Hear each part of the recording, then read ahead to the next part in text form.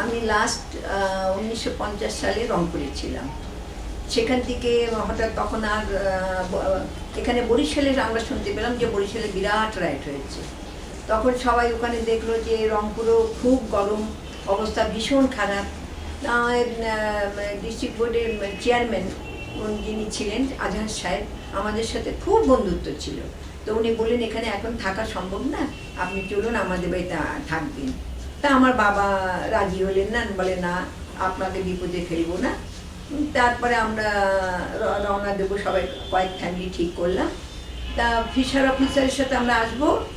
তা আমরা প্রায় স্টেশনে পৌঁছে যাচ্ছি, তা শোনা গেল যে না, আজকে ওনার বন্ধু দর্শনার সে নেই, বাইরে কাজে গেছেন।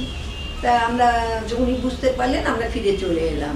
সন্ধ্যার সময় বাবা বাজারে গিয়ে শুনলেন যে সান্তাহারে সেই ট্রেন একেবারে পরিষ্কার হয়ে গেছে। পরে তারপর আমাদের অসম্ভব থাকা, ঠিক মনে নেই, কয়েকদিন বাদে তারপর আমরা রওনা দিলাম মাইনরিটি ক্লাসে উইথ গাইড।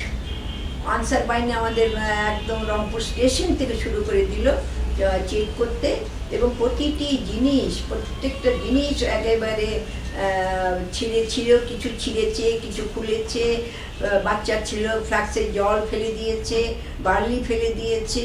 হ্যাঁ, মানে এইভাবে আমাদের প্রায় 6-7 ঘন্টার উপরে আমাদের পার্বতীপুর স্টেশনে তারপরে এসে আমরা পৌঁছালাম।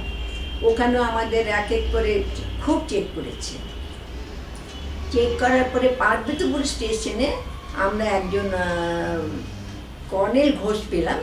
হ্যাঁ, উনি তখন আমাদের দেখতে পেয়ে উনি আসলেন, দেখলেন উনি, তারপরে আমাদের আমরা সেখান থেকে মাইনরিটি ক্লাসে এলাম। গার্ডকেও বলে দিলেন। আমরা দর্শনার কিছু আগে আমাদের ট্রেন থামিয়ে রেখে দিল, অন্ধকারে রেখে দিল প্ল্যাটফর্মের বাইরে। বলে আজকে এটা ছাড়া হবে না, জওহরলালের মিটিং ছিল কলকাতায়। বলে দেখি শালা কি বলে, তারপরে আমরা এই ট্রেন ছাড়বো, নাহলে এখানে সবাইকে শেষ করে দেবো।